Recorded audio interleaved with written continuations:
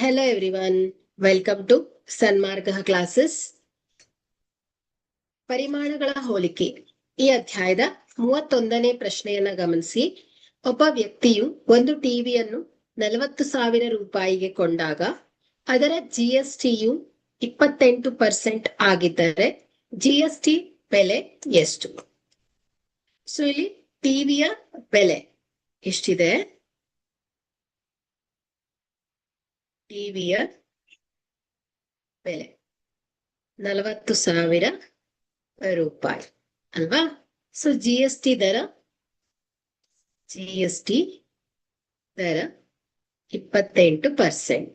Okay, so ಈಗ ನಾವು ಜಿಎಸ್ಟಿಯ ಮೊತ್ತವನ್ನ ಕಂಡುಹಿಡಿಬೇಕು ಅಂದ್ರೆ so GST is equal to so ಟಿವಿಯ ಬೆಲೆ 40,000 ಉಳಿಸು ಜಿಎಸ್ಟಿ ಎಷ್ಟಿದೆ? 28%. So 28 divided by 100.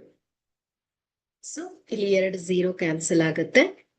ಸೊ ಈಗ 400 ಗುಣಿಸು 28.